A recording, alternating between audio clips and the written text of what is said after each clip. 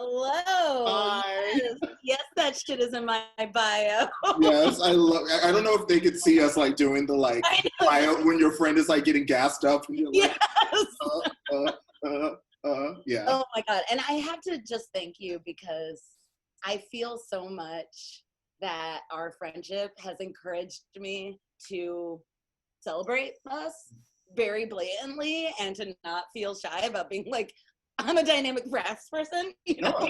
No. And I just thank you so much for allowing space for all of us to do that. I love you. Before we even get into this, I just want to preface by saying how important you are to me and to my continual writing practice. From, just like I love you text to, wow, this book shows me that all is possible and I can come out whole. So do it. Let's start with that. I love it. You're going to read a little piece and then we'll talk about how not to break our own hearts. How not to break our own hearts. Absolutely. Hi, Angel. It's a delight to see the chat. Yeah, I agree. Your eyeshadow is popping. We're living.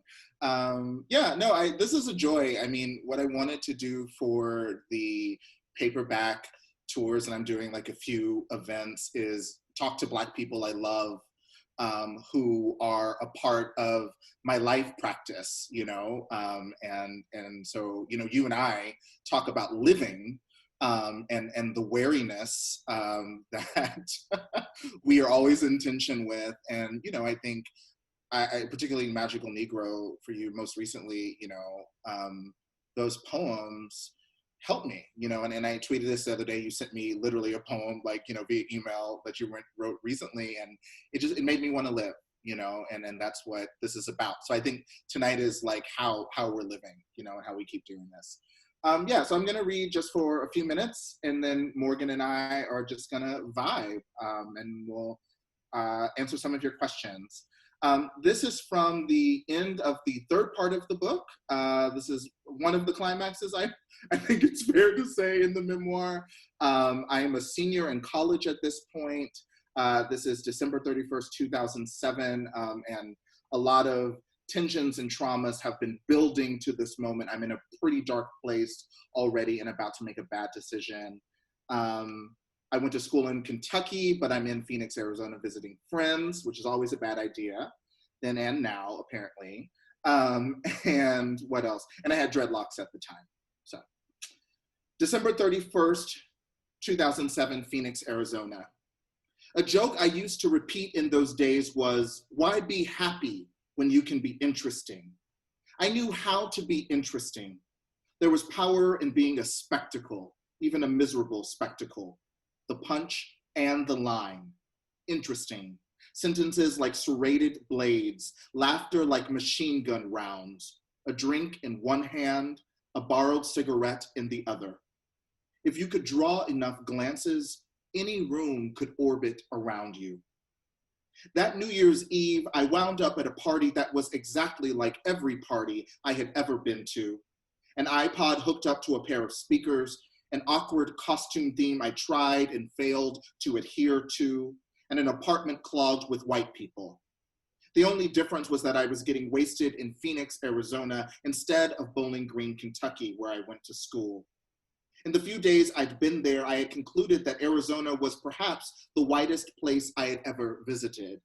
It was like stepping onto the surface of a very well-lit moon. The party's theme was the future, which is why more than half the people in attendance were wearing some combination of synthetic fabric, aluminum foil, and sunglasses. I hadn't known there would be a theme, and the only other shirt I had packed was a blue calico button-down. So I put my dreadlocks into two pigtails and kept telling everyone I was Dorothy. No one found this in any way strange because, of course, this was the future, and all bets are off in the year 2075. For the first few hours of the party, either I didn't notice him or the man who would later try to kill me simply hadn't arrived yet. All night, I was a terrific, bright black mess. I stomped, slinked, sauntered in and out of the kitchen to refill my cup or do shots. I shouted orders about songs that should be added to the party's playlist. Out on the porch, smoking cigarettes, then passing around a blunt, I stared at an orange tree just out of reach until I finally plucked off a fruit. It seemed miraculous. Oranges in the dead of winter. Then I realized the unseen side of the fruit was rotted, ants pouring out of the ruin like ink. Looking back, I can see how someone might see me that night and argue that I had it coming, that I had a man like him coming.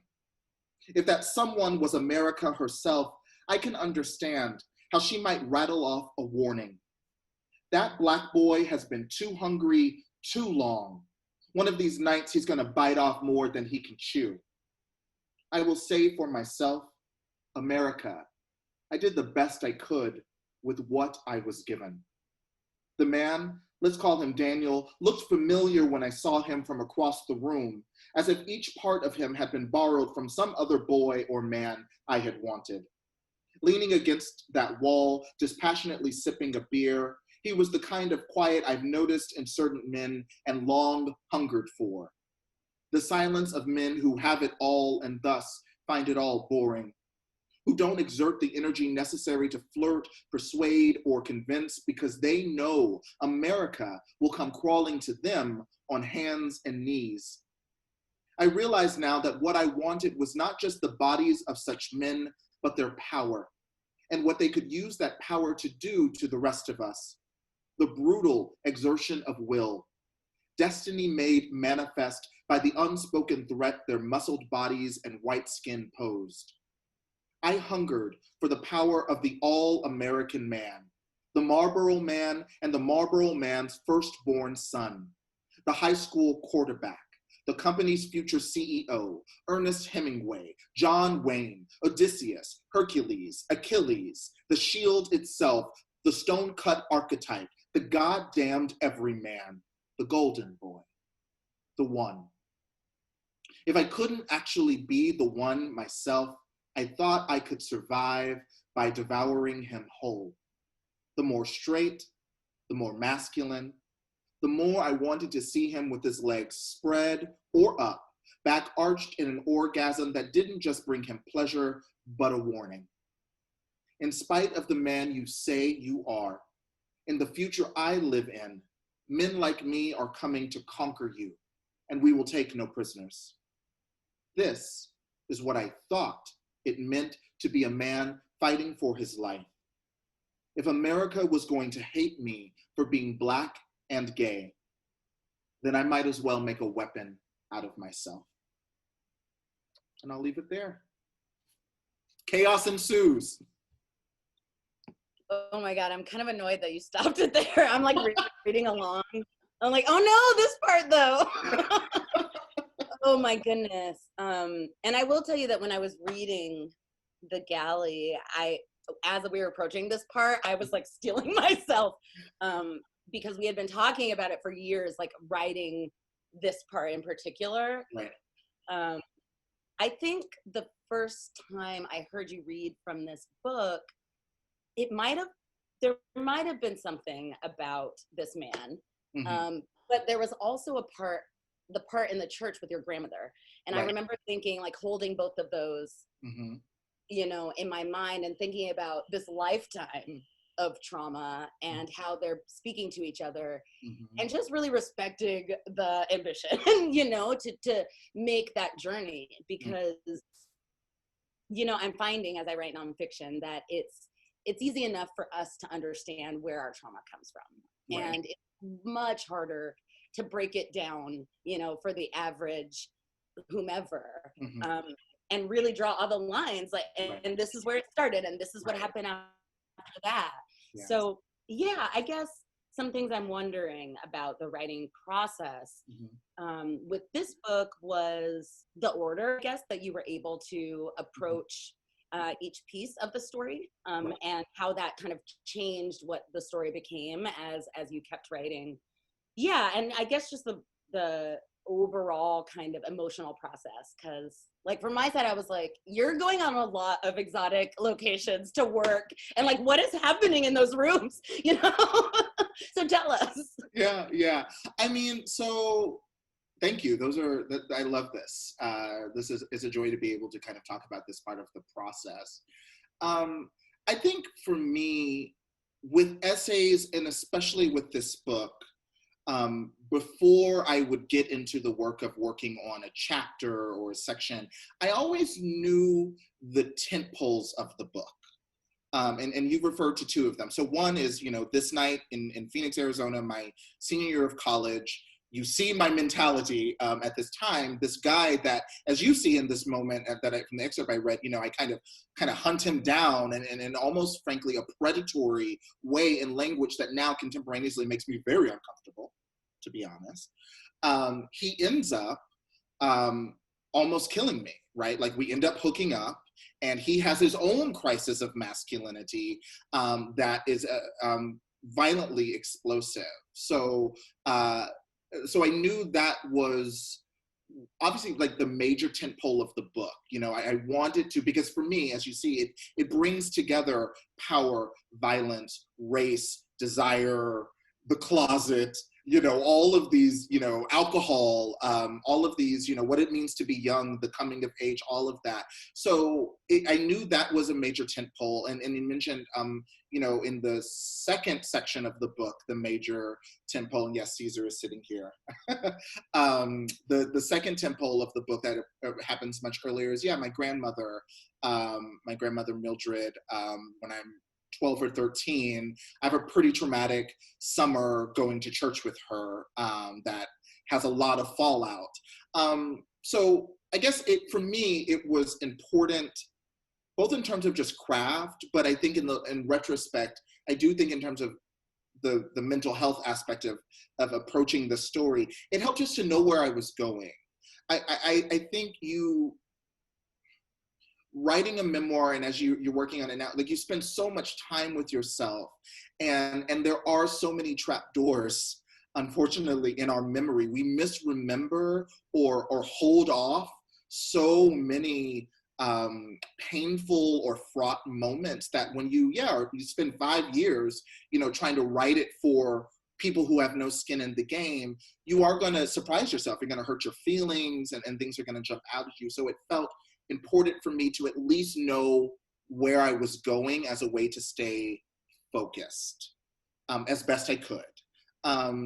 So that was one thing, that everything that happens in the book before you get to the night in the church with my grandmother in part 2 of the book, or this Phoenix, Arizona party, I have been preparing myself as a writer and preparing you as a reader for these kinds of moments. You've seen me at other parties that are way less fraught. Like, you see how these joyful, sloppy, fun spaces slowly but surely become toxic spaces for me as a college student, because because without that context, it's just a bad thing that happened, and I think something I learned that feels true, not just for writing, but feels true for life, that I learned from writing the book, is that if we think of a moment of trauma as a space we walk into, like it's a physical space, we take all of the other traumas into that room with us, and that's why, that moment where I just have the list of all these kind of masculine, particularly Western masculine archetypes, because it felt like, in retrospect, I was taking all of that energy into the room. So even though it's, at one point, just me and Daniel, alone in his bedroom, literally behind a locked door, it was important for me to signal over the course of the story, but obviously in the preceding paragraphs, that one of the things I've learned about trauma is that it's not just what happens to you in that moment. It's not just, a man bumps into you on the sidewalk and doesn't apologize, right? It's all the other men who've bumped into you on the sidewalk and not apologized, right? And so your response is not just about that objective moment, it's about the accumulation. And then, in terms of your question about travel, I traveled a lot while writing this book. Part of it is because, I was working at a news organization. And so, I think for any of us, if you're doing multiple jobs, I found it just hard. I couldn't just wake up in the same same bedroom every day that I would wake up to go to my 9 to 5 and then try to delve into trauma. So it helped for me to take time off of work when I could afford it or not. And, you know, I usually would end up like Airbnb-ing, particularly when I sold the book. So in 2015, I sold the book and I took an unpaid leave from work for 4 months and I went to France. In part because I found, because I'm Black and gay, at the time especially, saying I'm going to France, people would go, oh, like James Baldwin, and then they would like leave me alone. Like Baldwin made me do it. Like, you know, you're trying to not have to constantly justify all the decisions you're making. So it was like, if I said that, people went, oh, okay. But they understood that there was something serious about what I was doing. And then I would Airbnb, and I stayed in villages, I mean, that were so small that even French people were like, where are you going? You know, like literally there was like, often I'd be in villages where there was like one bakery, one grocery store that was open like 2 days a week, one little bar, and that was it. So there was nothing for me to do. And that experience, I don't know, in those empty, weird French manners, it was not emotional. It wasn't like I'm not someone typically the only time I cried was like when I was in my apartment writing the first draft of my mom ending up in the hospital. But otherwise, no, I think it's like being alone and being isolated gives yourself time to think, and your mind just kind of swims. And that's where moments like Ernest Hemingway, you know, like there's just like seemingly irrelevant images or, you know, lyric flights would kind of come to mind, and I would like kind of fall down those rabbit holes. I love that. I first of all love that you say that about Baldwin, because I think about that a lot. And I remember when Angel and I went to France, my like goodbye to work email that was like, here's, you know, how long I'll be away, da, da. And at the end it was like, I'm not gonna pull a Baldwin.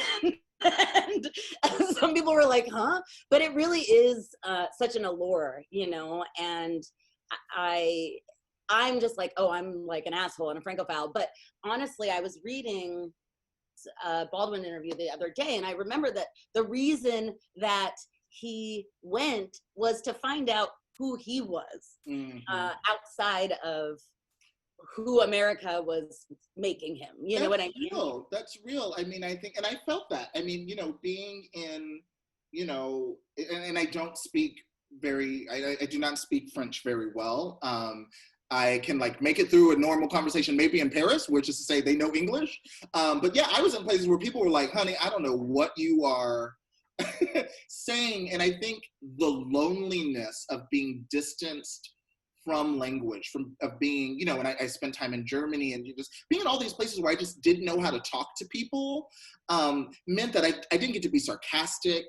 I didn't get to be funny generally. It was like I was usually asking for directions or ordering food. Those were my human face-to-face interactions. And so I felt, but because energy cannot be created nor destroyed, that energy, that language energy went into the writing. So in a way, it's like you strip yourself from the familiar. I think when you're a tourist as a writer, you're people watching, you're observing, you know, but also I just felt positive anxiety around language, and I just like pushed it into the writing itself. Oh my God, positive anxiety about language. I love that describes it, right? Because I feel like when I'm sitting at the page, like at my most like hair on end, it's because like it's like, I gotta say this, and I haven't been saying it right, and I need to like get to that place. And it's hard when things are so loud to get to those spaces. I also think about, you know, I've been in therapy for like 20 years, but so shout out to you. I know more about myself than any person should know about themselves.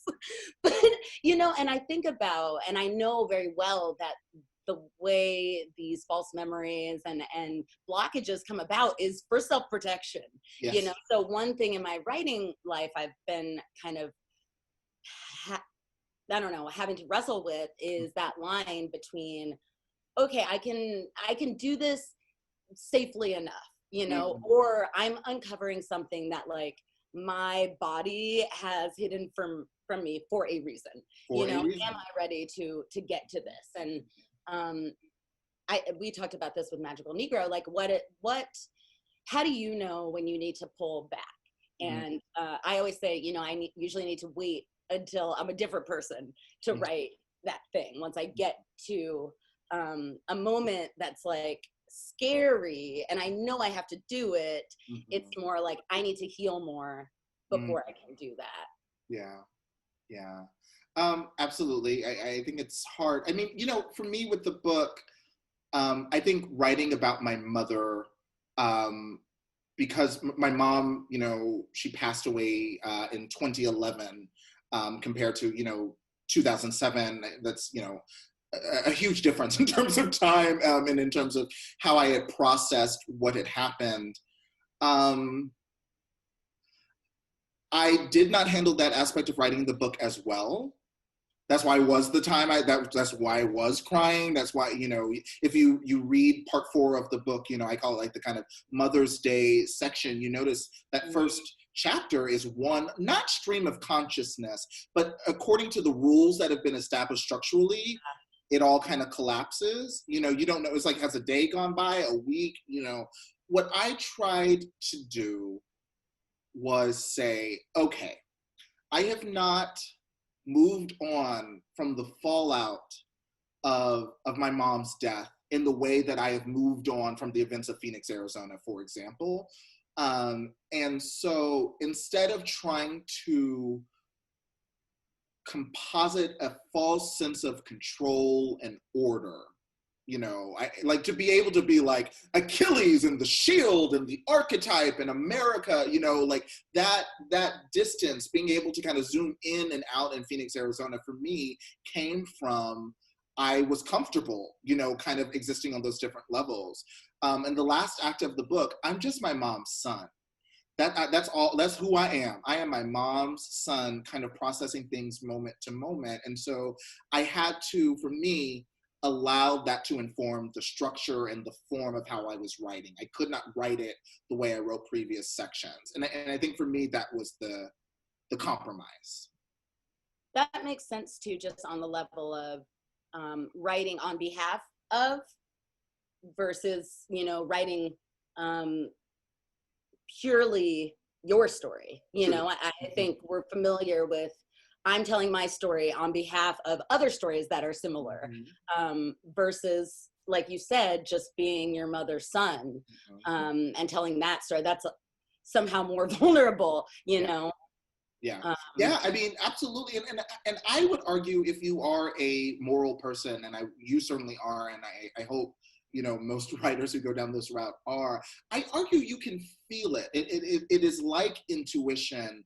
I believe you can feel when you are pushing the limits, either for yourself or, you know, for someone else. You know, I mean, often, you know, for example, obviously writing about my mother's health struggles, that's her trauma. And, you know, she's not here to advocate for herself. So I would feel that. And maybe that's what morality is, that sense, that tug where you go, let me ease up. But also I found, just on the page itself, whether it was about my own trauma or someone else's, when I would go too far, writing is always hard, right? But I found that there were sections or moments, notes from my editor to like go a little further, that I was trying in good faith to respond to, where I would try and I would try and I would try, I would take a break, I'd come back and I'd try and I'd try. And finally I was like, you know what? I think this is a wall I need to respect. You know what I mean? And I tried to be, you know, and that's where therapy came in, you know, because it's like, am I scared? Am I anxious? Is this just not the right day to be working on that section? Or is there something I need to respect? Like you said, those boundaries often emerge, you know, for not necessarily toxic reasons. So, you know, for example, my grandmother, Mildred's last appearance in the book, one of her, and in person at the funeral, you know, I was just like so aware, this is her youngest child's funeral. It's hard to think of something more traumatic. And I was trying to be very intentional in when I kind of turned the lens on her, and you see her, you know, kind of having a moment. And I remember my editor was like, you know, was there more? Do you remember her going to the car or whatever? And I tried, I did. And eventually I had to circle back, and I was like, I think that's enough. You know what I mean? And whether that's trauma or or love, or some combination, it was an instance where I was like, I'm going to respect this boundary. I think that's really generous, you know, and to write your story with that in mind, like you said, is a type of morality that more memoirists should have. That's what I think. And let's push that sentence a little further. Most male memoirists don't have. And that's something that drives me fucking crazy. Is that I just think my struggle. So often you see straight, white, cisgender men writing about their, whatever they want to call it, their trauma, their struggle, their sex, drugs, rock and roll, da, da, da, da, da, da. And all I can think about is like, isn't this, like the way you're writing about it seems to me like it would be causing more trauma for other people, more hurt. And so that was really important to me while writing this book. I was like, as best I can, and you can't necessarily control it, but I was like, I would like not to hurt anyone in the process of telling the story of how I climbed out of my own hurt. That's really important. That's everything. And you're right. But it's like you said, this idea of their power. And I don't know, that section in particular, I'm like, oh my God, why have we been with white men? What have we done to ourselves? But yeah, I mean, I think it's so interesting the way that you talk about power and to bring it back to that idea of who has the power to tell stories. You know, this is why we're writers. It's because it's so fucked up and unfair who gets to write 5 volumes about struggle and who, you know, has to defend even telling their own story. Yeah, fuck, goddamn. I think we're supposed to take questions. Oh, okay, cute. I kind of think we covered this, but we can go back into it, this idea of does writing about trauma effectively exercise trauma, or does it help the trauma evolve into something else? I don't think it's inherently cathartic to write about trauma. You can certainly make it worse. I think you give yourself a tool, not the tool, a tool that time will tell. I think you learn very quickly, you know, whether that tool is effective. I feel deeply grateful that I can say for the trauma contained in this book, especially in terms of masculinity and violence and internalized homophobia, I have been uplifted by the process of writing about them. I think with grief, it was more complicated, you know, because of time, and which is why, you know, you see that I'm still writing essays and poems working that out. Yeah, as you should. Thank you. On my part, I just, you know, I like to say therapy is therapy, right. Wine is wine, sex is sex, writing is writing. It is all very different. You probably need them all, but you know, don't mistake one for the other. Absolutely. Though, like you said, it can be helpful in the process, but to depend upon it for the process is right. Can be damaging. Yeah, the therapy, you know, yes. I would never want anyone to read my memoir or to read your work and go, oh, so if I just write it down, I'll be cool. That's not it. This is our craft. This is a profession that we're enacting. And sure, sometimes I hope our jobs are like fulfilling for us in different ways, but I don't think anyone would argue, you know, in America under the umbrella of capitalism that like work sets, you know, that work is just gonna like help, you know, whatever we're going through. You need to process it sometimes just on its own terms. And I think therapy is best for that. Yeah. I guess kind of to what you were speaking on, I think I'm supposed to, I don't know how to use this, but whatever. To what you were speaking about, were there moments where you were thinking, this goes in the next memoir? That's what Eva asked. I will also add, were there moments where you were thinking, this goes in a poem, or this goes in just a, you know, I'm not sure yet. It could be a play, could be that weird ass novel you started writing. There are 2 chapters that are quite frankly quite juicy that I dropped from the book under my editor's, you know, push, and I think he was right. They weren't adding to the story. I don't think it's an either or. I feel like, you know, anything I wrote in the book, I feel totally comfortable writing about again. Might not want to, but if I want to, I will. Any chapter in the book, you know, or moment, you know, could be a poem. So I don't think I feel so like I have to choose. I just feel like for this book, I had a very specific lens on moments. And that's where I went. But, you know, like 9/11 happens like smack dab in the middle of this book, for example, right? And it's not even referenced, you know, vaguely. So I could always kind of go back. And I learned that from Mark Doty, you know, Mark Doty after I wrote Prelude to Bruise. And I was like, I'm sad, I'll never get to write about Boy again. I miss him, you know. And he was like, you can write about Boy for the rest of your life if you want to. So. It's true. I mean, we are able to come back to things. And I would say that that's also one thing about, you know, young people writing memoirs is that, like, first of all, I'm going to remember so much more stuff in my 40s, you know what I mean? And then also it's the lens. Right. And I appreciate that idea of rather than thinking of this is my memoir of like my whole thing, right. you know, this is a memoir of these specific themes and this look at these particular times in my life. I think that was really helpful. I agree. I mean, that's why, you know, at the end of the book, it's definitely not like, and here's the victory lap chapter. It's very much like, and we've made it to, okay, we're on shore. We're not in the ocean anymore, you know, and that was the best that I felt I could offer to readers and be sincere, you know, and not perform some kind of wholeness or maturity that did not feel genuine. Yeah. Sorry, I'm new.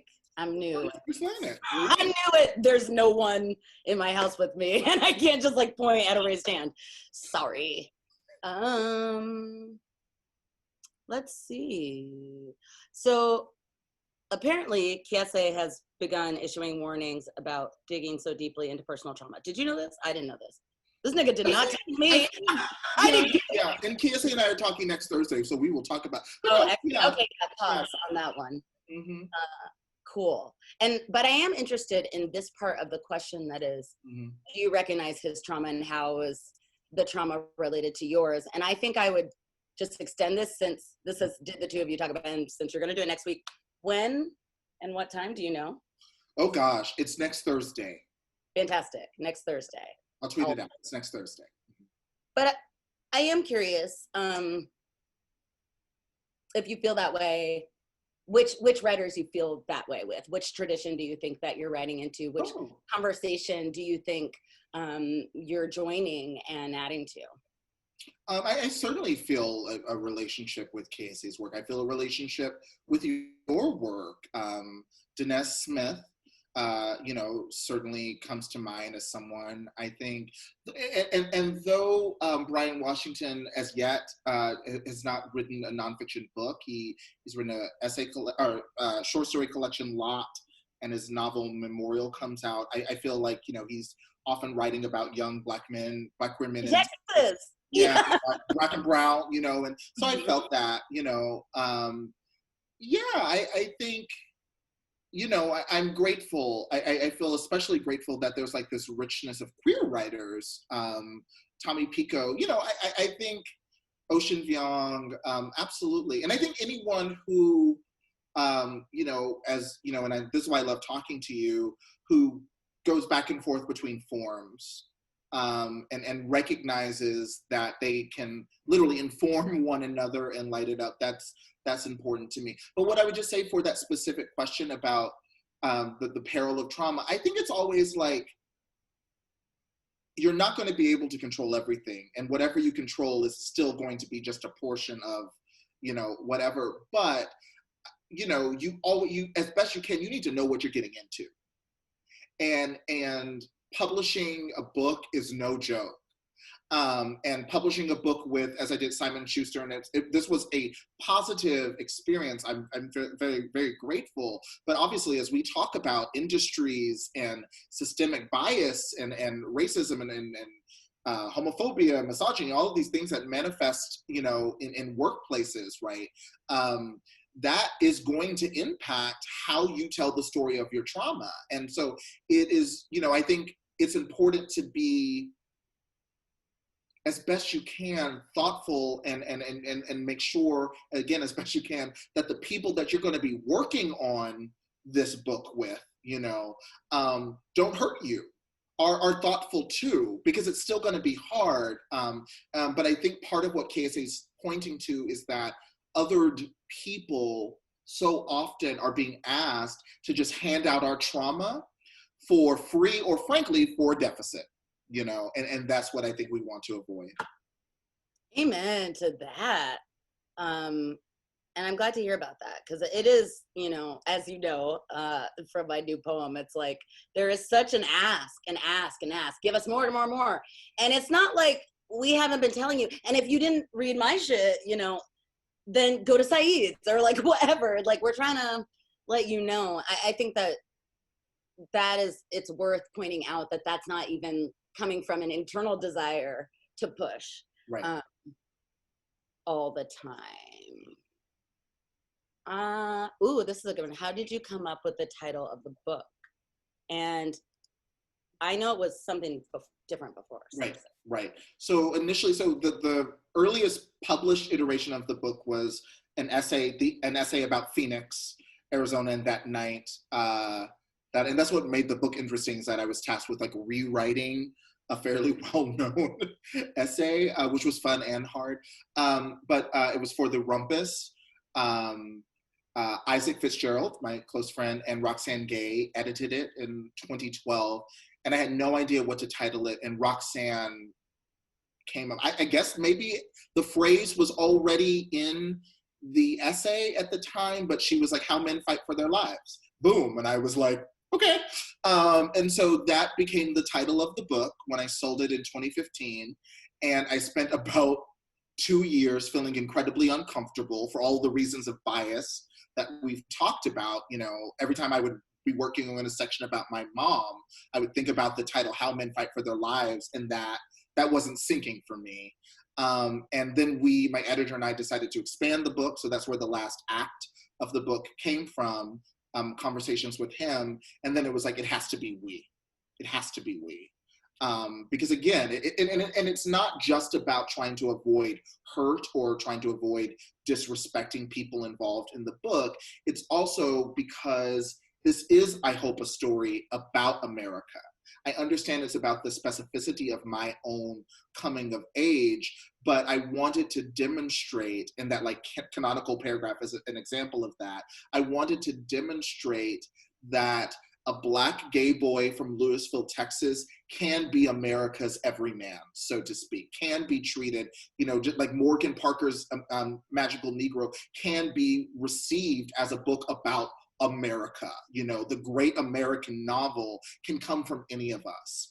And so I felt that saying we was hopefully the beginning of establishing that kind of relationship with readers. I love that. It's very like Whitman. Like Black. Yeah. I contain everyone. White knuckled, like every time. That's the vibe. But it's true. And I also think about the we as pointing back to the personal, you know, embodying that the word fight takes on a different tone, you know, when it's us fighting. Right. And I also think it points to what you were saying before, is that there's a lot of different fights that are happening in the book, not just yours, you know. So this scene is not only you fighting, but also this man fighting with his own ideas of masculinity. And it's such a beautiful way to open up a story. I don't know how long I'm supposed to be doing this. I assume someone will tell me when to be quiet. You can do like maybe one more. Oh, hold on. One more. Screaming. Hello, thank you. There's like so many other questions, and I'm sorry. What? Go to the other events. Follow me on next time. Do you have a whole like schedule? Presumably, maybe. Somewhere. Paperback stuff. that we can Yeah. look at? Okay, cool. You're on Twitter at The Ferocity, and I'll tweet out. Boom, boom. Was that them saying stop? I'm not unsure. I think she said one more question. Oh, okay. Let's see. How are we staying grounded right now during these turbulent times? How much writing are we doing, and what are we reading? Ooh. I mean, I love my home. You know, I live in Columbus, Ohio, and, you know, my living room, as you see, is colorful and warm and vibrant and full of light. And it's bored. My dog Caesar, but he was sitting in my lap, and he was like, "I'm good. I don't need to be here for the Q&A." So he's off living his own life. But he, you know, grounds me, because I think, of course, taking care of another life is such a way to clarify your own life. And kind of get out of yourself. I'm reading, let me grab it, one second. I'm reading, it's by Ashley Mears, Very Important People. A friend recommended to me. It's so fascinating. She's an associate professor at Boston University, focused like sociology and women's studies. And she basically, for 18 months in 2012, was on like the global party circuit, as one, you know, like those promoters, like Santos is literally one of the promoters. She convinced him to let her pretend to be like one of the girls, like one of the models that's sitting in the booth with all the champagne for 18 months to study that whole dynamic.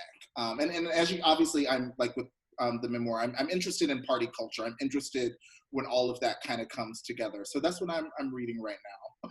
It's lit. Yo. Incredible.